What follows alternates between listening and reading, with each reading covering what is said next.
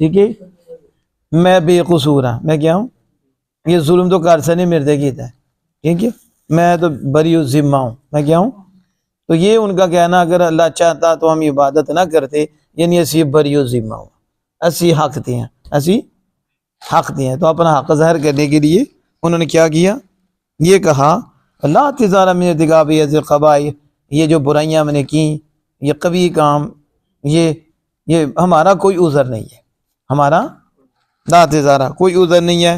اور وہ جو عبادت کرتے یہ تو مشیت ہے، یہ کیا ہے، یہ مشیت ہے، اور یہ مشیت رضا کو لازم ہے. کس کو، یعنی ان کا کیا ذہن تھا کہ مشیت جو ہوتی ہے یہ رضا کو لازم ہوتی ہے. کس کو، کہ مثلا میں ایک کام چاہتا ہوں تو اس کا مطلب میں پسند بھی کرتا ہوں، کیا کرتا ہوں، یہی سمجھو. یہی تو وہ بول رہے ہیں اگر اللہ چاہتا، یہ نہیں، ان کے نزدیک اللہ کی پسند ہے، اللہ کی، انہوں نے مشیت کو رضا کا لازم قرار دے دیا کہ جہاں مشیت ہوگی وہاں رضا بھی ہوگی. ٹھیک ہے، ایسے یہاں بھی آپ کو جہالہ ملیں گے، کافر تو نہیں لیکن کون ملیں گے، وہ بھی مشیت کو رضا سمجھیں گے، حالانکہ مشیت اور شے ہے اور رضا اور شے ہے. ہر کام میں اللہ کی مشیت ہے، ہر کام میں، لیکن رضا نہیں ہے. رضا جو بھی کام ہوتا ہے وہ اللہ کی مشیت سے ہوتا ہے، کیسے ہوتا ہے، لیکن ہر کام میں اللہ کی رضا نہیں ہے. سچ بولنا یہ اللہ کی مشیت ہے، ٹھیک ہے، لیکن اللہ کی رضا بھی ہے، اللہ کی، جھوٹ بھی اللہ کی مشیت سے ہے لیکن رضا نہیں ہے، ناراضگی ہے. تو مشیت اور ہے اور رضا اور ہے. جو اس کو سمجھے گا وہ کبھی نہیں بولے گا. سمجھ آ گئی، ہر کام کس کی مشیت سے ہوتا ہے، اللہ کی. ہم آپ جو بیٹھے ہیں یہ کس کی مشیت سے بول رہی ہیں، پکڑ رہی ہیں، دیکھ رہی ہیں ساری. اگر اچھا دیکھ رہی ہیں تو مشیت بھی ہے، رضا بھی ہے. اگر برا دیکھ رہے ہیں تو مشیت بھی ہے، ناراضگی بھی ہے. کیا، تو انہوں نے مشیت کو رضا کا لازم قرار دے دیا. اگر اللہ چاہتا، یہ نہیں اللہ کی مرضی ہے تو ایسا ہوا، انہوں نے پسند بنا دیا. تو یہ اللہ کی طرف نسبت انہوں نے کر دی. اب سمجھ آ گئی اس کی. تو پھر فرض وہ نہیں چاہتا مگر وہی جس پہ راضی ہوتا ہے، جس پہ، جب انہوں نے مشیت کو رضا کا لازم کرا دیا کہ مشیت رضا کو لازم ہے تو پھر وہ جو چاہتا ہے وہ رضا ہی ہے. نہیں سمجھ آئی، پھر جو چاہتا ہے اس کی پسند ہی ہوئی نا، تو اس کی پسند ہے. تو لہذا لکفر بمشیتہ، وہ اس کی مشیت کے کفر کی وجہ سے، کس کی وجہ سے، یعنی کفر کرنا بھی اس کی مشیت کے ساتھ ہے اس کی، تو لہذا پھر وہ اس پہ راضی ہے. اب سمجھ آ گئی. تو کافروں نے مشیت کو رضا کے لیے لازم قرار دے دیا کہ مشیت پسند کو لازم ہوتی ہے. تو جب وہ انہوں نے کیا کیا، شرک کیا، یہ کفر کیا، تو یہ اللہ کی مشیت سے ہے. تو جب اللہ کی مشیت سے ہے تو پھر ان کا نتیجہ یہ نکالا پھر اللہ اس پہ راضی ہے، اللہ اس پہ، اس کفر پہ نعوذ باللہ من ذالک راضی ہے. تو فکیف تقول یا محمد انا نعذب علی شیء ارادہ اللہ عنا. ٹھیک ہے، تو کہا کہ پھر تم اے محمد صلی اللہ علیہ وسلم ہمیں کسی شے پر عذاب دیتے ہو، کیا کرتے ہو، کیسے تم ہم کسی شے پہ عذاب دو گے، کیسے عذاب دیتے ہو کسی شے پر، اراد اللہ، ایسی شے پر جس کا ارادہ اللہ نے ہم سے کیا ہے، جس کا اللہ نے، اور وہ اس پہ راضی ہے. تو پھر انہوں نے کہا کہ اے محمد صلی اللہ علیہ وسلم جب اللہ کی پسند ہے ہمارا یہ کرنا تو پھر ہمیں کیسے عذاب دیا جائے، ہمیں کیسے عذاب دیا جائے. نہیں سمجھ آ رہی. جب کہتے ہیں آپ کی رضا کے مطابق میں نے یہ کام کیا ہے تو پھر مجھے آپ تکلیف کیسے دیں گے. تو وہ کافر کہتے ہیں محمد صلی اللہ علیہ وسلم، محمد صلی اللہ علیہ وسلم کیسے عذاب دیا جائے گا جبکہ اللہ خود چاہتا ہے، پسند کرتا ہے کہ ہم یہ کریں، ہم یہ کریں. حاصل ردی تلک الشبہاتی، ان تقول لا يلزم من المشیۃ الرضاء بل یشاء القبیح ولا يرضاه ويشاء الحسن ويرضاه فكل شيء بمشیته تعالی. تو بھی اس کا جواب دیا کہ کافروں کے اس شبے کا رد جو ہے اس کا حاصل یہ ہے کہ تم کہتے ہو یہ لا يلزم من المشیۃ الرضا، یہ کہو تم کہ مشیت سے رضا لازم نہیں آتی، مشیت سے یہ لازم نہیں آتا اللہ جو چاہے اس پہ رب راضی ہے، یہ ایسی بات ہے. تو مشیت سے رضا لازم کہ جہاں مشیت پائی جائے وہاں رضا پائی جائے، ایسا نہیں ہے.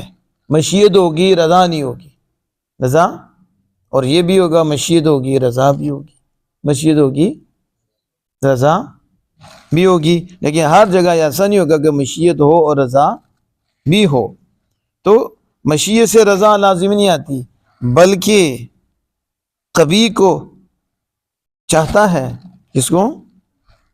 بل یشاء القبیح، قبیح کو وہ چاہتا ہے، ولا یرضاہ، اور قبیح کو پسند نہیں فرماتا. میں نے مثال دے دی، قباحت اور قبیح کو وہ چاہتا ہے، اس کی مشیت ہے لیکن راضی نہیں ہوتا.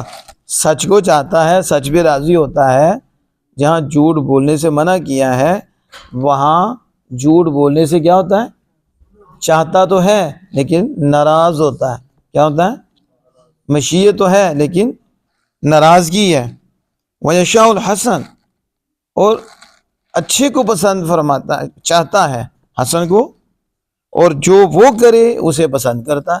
اسے حسن اور حسن، اچھی چیز جو کرے اسے چاہتا بھی ہے، اسے پسند بھی کرتا ہے اسے، اور قبیح چیز کو چاہتا ہے اور جو کرے اسے ناپسند کرتا ہے. سمجھ آ گئی؟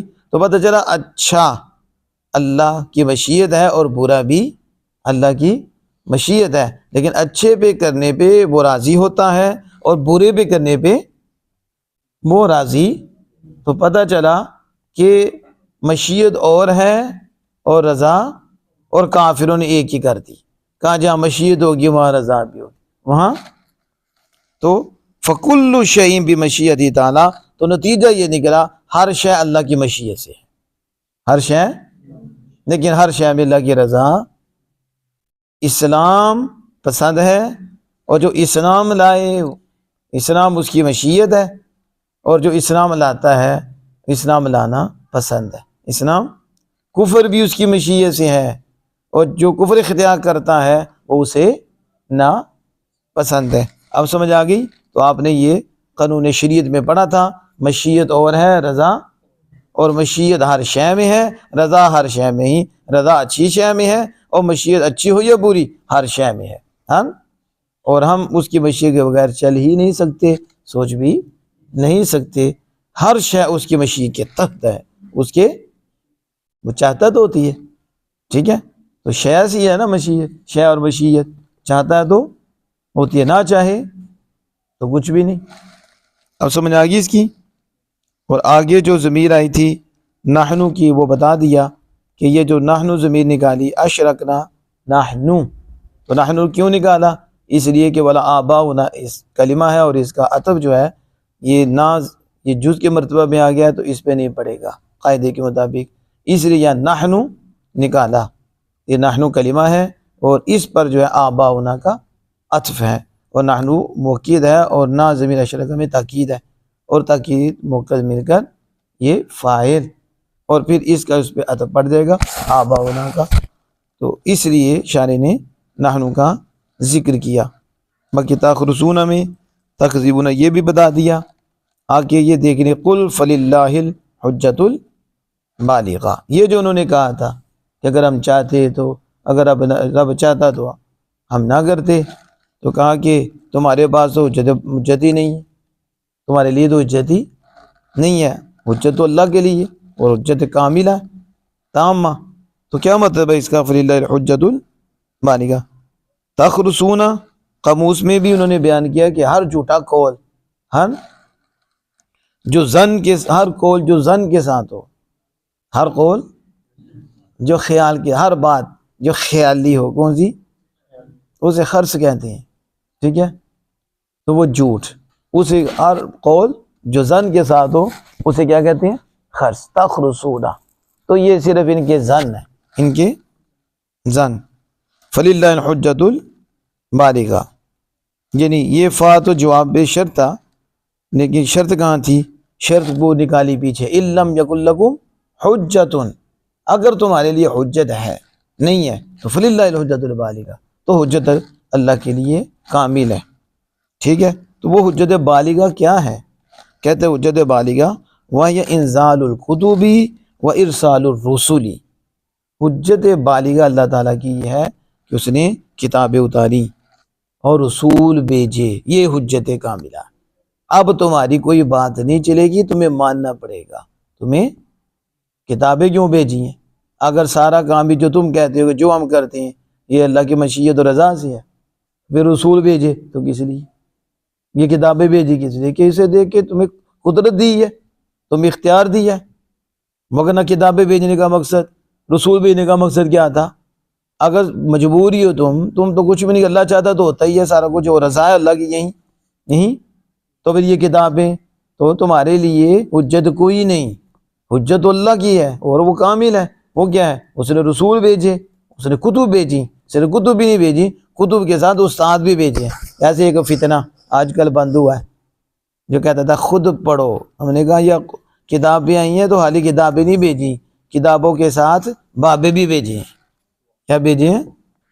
کہ جو ان کو سمجھائیں، ان اسقدہ کریں، لیکن شیطان اور شیطان کے چیلے کیسے سمجھیں؟ جب ابا نہیں سمجھا بابے کیا کیا کر کے، تو پتر کیسے سمجھیں گے؟ اللہ نے حالی کتاب نہیں دی، کتاب کے ساتھ بابا بھی دی ہے۔ ارسال الرسولی، صرف انزال الکتب نہیں، کتب بھی نازل کی اور ان کے ساتھ رسول بھی بھیجے، نبی بھی بھیجے جو ان کو سمجھائیں۔ خود عقل سمجھنے کے لیے کافی ہوتی تو پھر بابے بھیجنے کا مقصد کیا تھا؟ پھر انبیاء بھیجنے کا مقصد سمجھا نہیں ہے؟ تفسیر جمل اس کے حوالے سے تفسیر زاہدی میں ہے، مجاہد نے کہا حجت بالغہ، یہ بھی آدمی کا نفس ہے جو عادت پکڑنے والا ہوتا ہے۔ کیا ہوتا ہے؟ کہ اللہ نے تمہیں عقول کاملہ عطا فرمائی ہے۔ کیا کیا؟